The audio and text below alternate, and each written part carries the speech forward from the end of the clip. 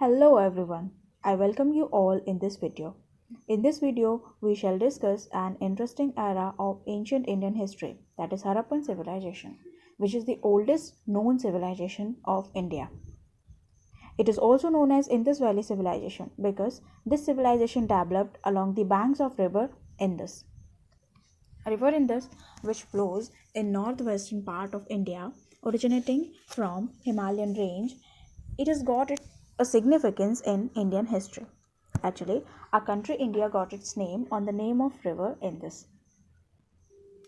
ऐसा कहा जाता है कि ईरानियंस और ग्रीक्स जो कि ईरान और ग्रीस से आया करते थे इंडिया में ट्रेड के लिए, they use to visit India from north western part and वहाँ से जब वो इंडिया में आते थे they have to cross this river Indus and that is why they named the civilization around this river as India. So this river is very significant in the history of India. Now Harappan civilization. This civilization developed along the banks of river Indus. And before discussing this, let us first see the meaning of the word civilization. So what is civilization?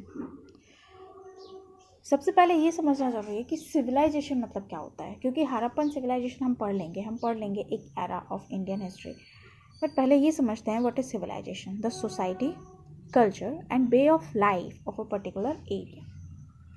मतलब किसी एक विशेष क्षेत्र में जो रहने वाले लोग हैं उनकी जो जीवन शैली है, जिस तरह से वो रहते हैं, जो सोसाइटी है वहाँ पर, जिस तरह का कल्चर वो फॉलो करते हैं, इस सबको ही सिविलाइजेशन कहा जाता है. The advanced stage of social and cultural development of a particular area at a particular time.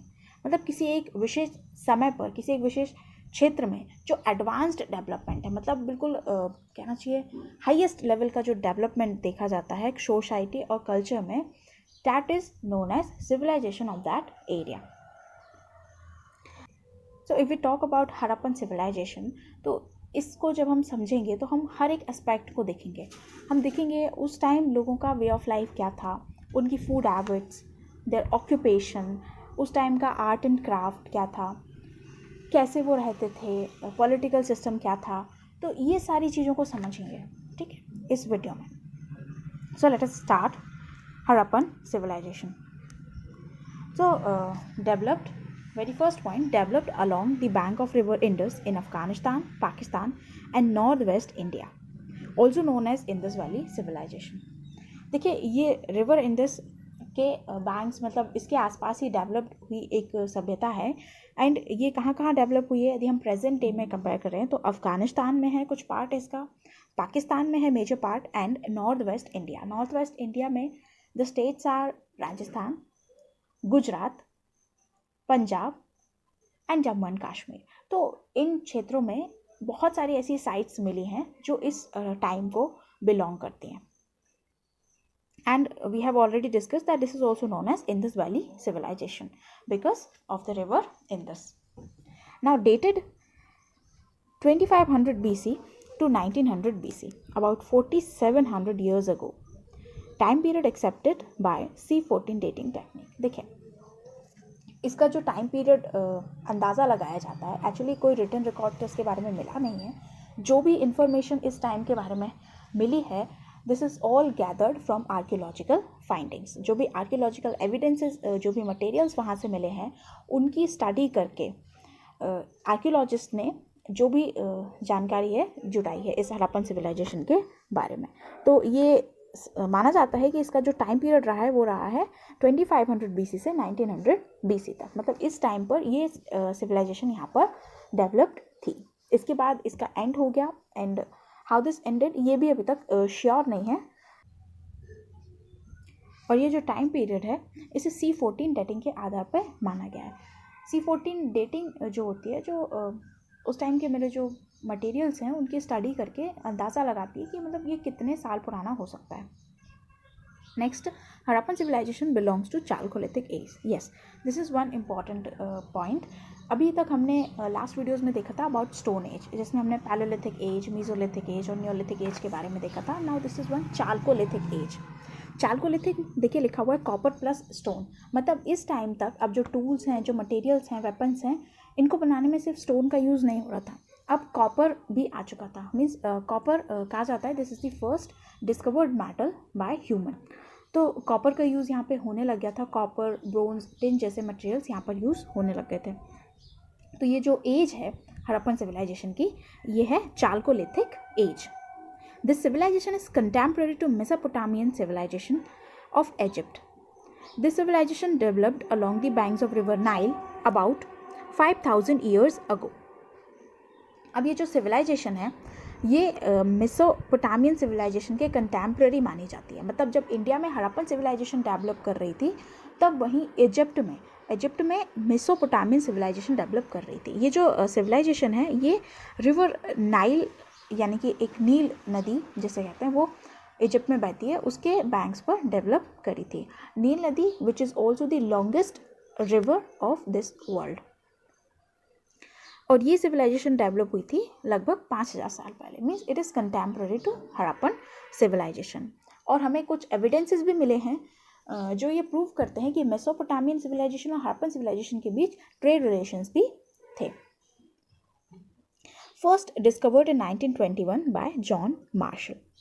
John Marshall के द्वारा पहले इसको डिस्कवर किया गया था इन 1921। Harappa was the first site to be discovered while laying foundation for railway lines in Punjab। जब पंजाब में पहली बार रेलवे लाइंस को बिछाया जा रहा था, तब जब खुदाई की गई उसकी नींव डालने के लिए, तब इस साइट को डिस्कवर किया गया था। और पहली जो साइट मिली थी दैट इज़ हड़प्पा। हड़प्पा मिलने के बाद जब अदर साइट्स मिली जो कि लगभग इसी टाइम को बिलोंग करती थी, तो उन सारी सिटीज़ को, सारी साइट्स को मिला के एक नाम दिया गया Harappan civilisation. This civilisation is known for its architecture, drainage system and craft.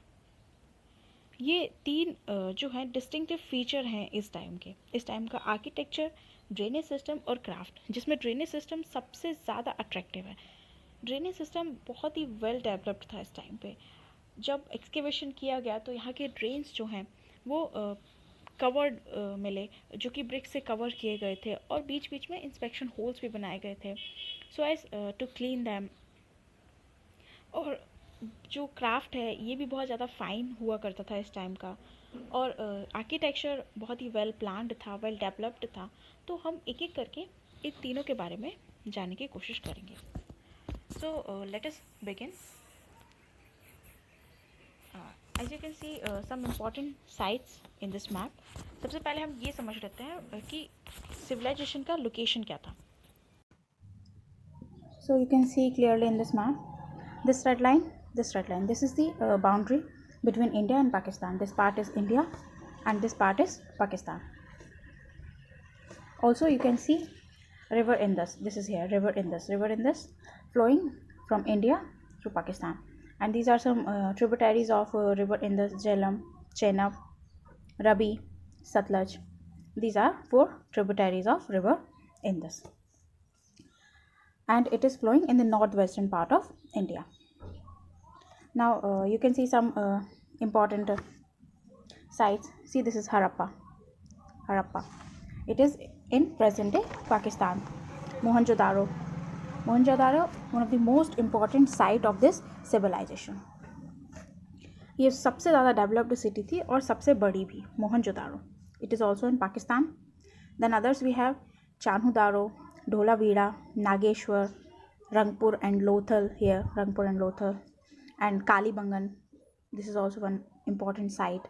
So these are some sites, and their location you can see they are located in Punjab, Gujarat, Rajasthan and Pakistan. So this is the location of Harappan civilization. Moving forward, let us look at architecture of Harappan civilization. All constructions of the city were made of baked bricks which were cuboidal in shape. मतलब उस time जो construction हुआ था वो पक्की ईंटों से हुआ था। मतलब जो जिस तरह की ईंटें हम अभी इस्तेमाल करते हैं, क्यूबॉइडल शेप की पकी हुई ईंटें रहती हैं। अभी तो हम देखते हैं कि कुछ ईंटें इतनी कच्ची होती हैं कि टूट जाती हैं, बिखर जाती हैं, लेकिन उस टाइम की ईंटों का आप देखिए कितनी स्ट्रॉन्ग रही होंगी कि इतने सालों तक मिट्टी के अंदर दबे रहने के बाद भी जब ये एक्सकेवेशंस किए गए तो ये हमको ओरिजिनल फॉर्म में मिली। And walls were well constructed by interlocking arrangement of bricks, मतलब ब्रिक्स का इंटरलॉकिंग अरेंजमेंट करके दीवारें खड़ी की जाती थी ताकि वो मजबूत रहें. Cities were divided into two parts. Western area was the highland and eastern area was lower, known as the lower town. अब जो भी सिटी होती थी उसे दो पार्ट्स में डिवाइड किया जाता था. जो वेस्टर्न पार्ट होता था वो थोड़ा सा हाईलैंड होता था, थोड़ी सी ऊंचाई पर बनाया जाता था, और उधर पे जो कंस्ट्रक्शन किया जाता था वो उसे आर्कियोलॉजिस्ट ने सिटाडल नाम दिया हुआ है. ये इम्पोर्टेंट सेंटर्स का कंस्ट्रक्शन होता था यहाँ पर, जैसे ग्रेनरीज हैं, ग्रेट बाथ जो कि मोहनजोदड़ो से मिला है, और वेयर हाउसेस, स्टोर हाउसेस जैसी चीज़ों को यहाँ कंस्ट्रक्ट किया जाता रहा होगा. और उसके बाद जो ईस्टर्न पोर्शन है ये थोड़ा सा लोअर पोर्शन हुआ करता था, जिसे लोअर टाउन भी कहते थे. यहाँ पर जो आम लोग हैं उनके रहने के लिए घर वगैरह होते थे. यहीं से स्ट्रीट्स, ड्रेन्स और हाउसेस के बारे में यहाँ से पता चलता है.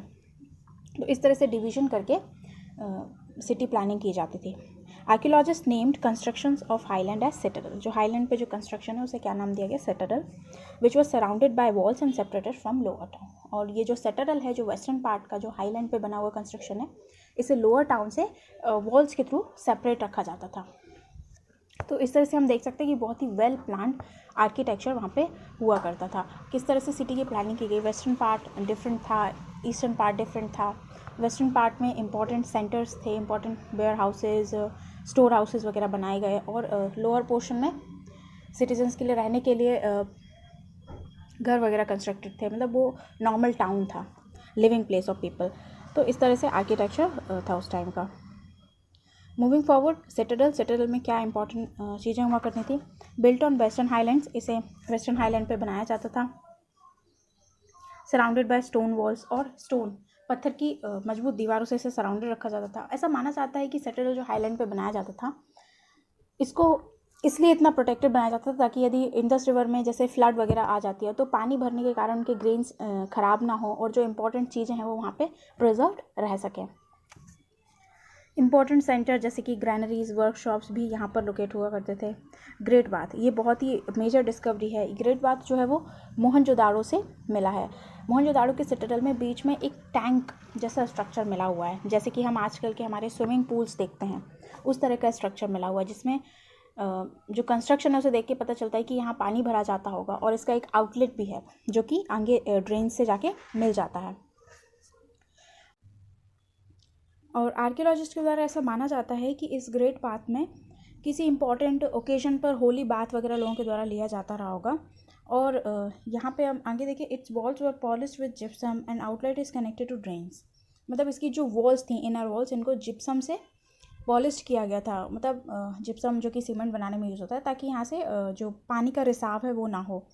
और इसका जो आउटलेट था वो ड्रेन से कनेक्टेड था, ताकि पानी गंदा हो जाए तो उसे ड्रेन्स में बहा दिया जाए और फ्रेश वाटर फिर इसमें भर दिया जाए. Great bath is found surrounded from 3 sides by rooms. They might have been changing rooms. और ग्रेट बाथ के 3 साइड्स में यदि हम तीनों ओर देखें तो रूम्स बने हुए थे, और ये रूम्स प्रोबेबली चेंजिंग रूम्स हुआ करते होंगे. And 8 bathrooms are also found northward the great bath. और ग्रेट बाथ के यदि नॉर्थवर्ड हम जाकर देखें तो 8 बाथरूम्स बने हुए मिले हैं, जो कि 4 एक तरफ आमने सामने बने हुए हैं एक दूसरे के. और इनके हर एक रूम से आउटलेट पाइप है जो कि ड्रेन्स में जाके मिल जाता है. तो इट इज़ सपोज्ड कि यहाँ से पानी बहाने के लिए जगह बनाई गई होगी. And fire altars are also found in Kalibangan and Lothal. Kalibangan और लोथल जो साइट्स हैं, इनमें फायर अल्टर्स भी मिले हुए हैं. Store houses are found in Mohenjodaro, Harappa and Lothal. और मोहनजोदाड़ो, हड़प्पा और लोथल साइट्स में स्टोर हाउसेस भी मिले हुए हैं. तो इस टाइप के सिटाडल जो होते हैं वो हर सिटी में बनाए जाते थे. Next is drainage system and roads. जो मैंने अभी पहले भी बताया हुआ है कि ये सबसे डिस्टिंक्टिव फीचर था ड्रेनेज सिस्टम मोहनजोदाड़ो का और हड़प्पन सिविलाइजेशन का. So roads were constructed on grid pattern, each intersecting at right angle. Roads किस तरह से कंस्ट्रक्ट की गई थी? बिल्कुल स्ट्रेट रोड्स बनाए गए थे, और हर एक रोड जो है दूसरे से राइट एंगल पर इंटरसेक्ट करती थी. मतलब इनके बीच जो एंगल बनता था वो राइट एंगल बनता था. रोड्स नैरो भी थे और ब्रॉड भी थे, और इतने ब्रॉड थे कि जो बुलक कार्ट वो आसानी से पास ऑन कर सकता था. उस टाइम के जो यदि हम देखें व्हीकल्स वगैरह तो बुलक कार्ट वहाँ पे फेमसली चलता था। इसका एविडेंस हमें एक टॉय के रूप में बनी हुई बुलक कार्ट मिली है, उससे पता चलता है कि उस टाइम बुलक कार्ट यूज़ किए जाते होंगे। And drains ran across the street leading to bigger drains. और जो ड्रेन्स थे, अब ड्रेन्स के बारे में बात करें तो छोटे छोटे मतलब हर एक स्ट्रीट के दोनों तरफ आपको ड्रेन्स मिलेंगे जिनमें हर घर का पानी जो है आता था और फिर ये सारे जाकर एक बिगर ड्रेन में जाके मिल जाते थे। Each house drain is connected to street drains through the wall. हमेशा स्ट्रीट के तरफ मतलब एक दीवार होती है और उस दीवार के थ्रू जो ड्रेन पाइप है, हर घर का ड्रेन पाइप जो है वो स्ट्रीट ड्रेन्स में मिल जाता था। Drains were built with a gentle slope so that water can flow easily. अब देखिए कितना उन्होंने दिमाग लगा के काम किया कि ड्रेन्स जो थे उनमें जेंटल स्लोप बनाया गया था ताकि पानी जो है रुके ना, कहीं आसानी से बह सके वहाँ से। And all drains were covered with bricks and had little inspection holes at little distance to clean them.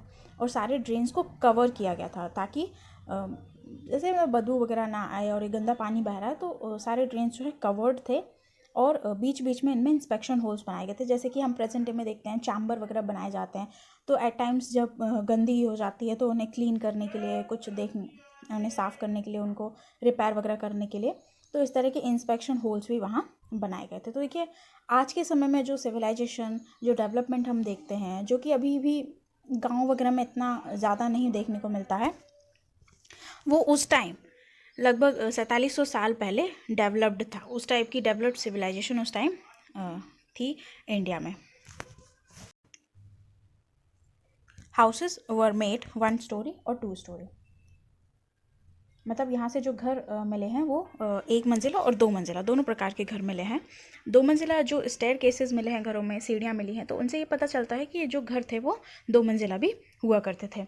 Each house had a court yard at centre surrounded with rooms. अब इनका कंस्ट्रक्शन किस तरह से किया गया था, ये भी एक स्पेशल फीचर है इस सिविलाइजेशन का कि यहाँ पर हर एक घर जो है बहुत ही स्पेशल डिज़ाइन से बना हुआ मिला है और सभी सेम है। तो हर घर के बीच में एक कोर्ट यार्ड मतलब आंगन हुआ करता था और उसके सराउंडिंग रूम्स बने हुए रहते थे। और each house had a separate bathing area. और bathing area, separate bathing area हर घर में मिला है।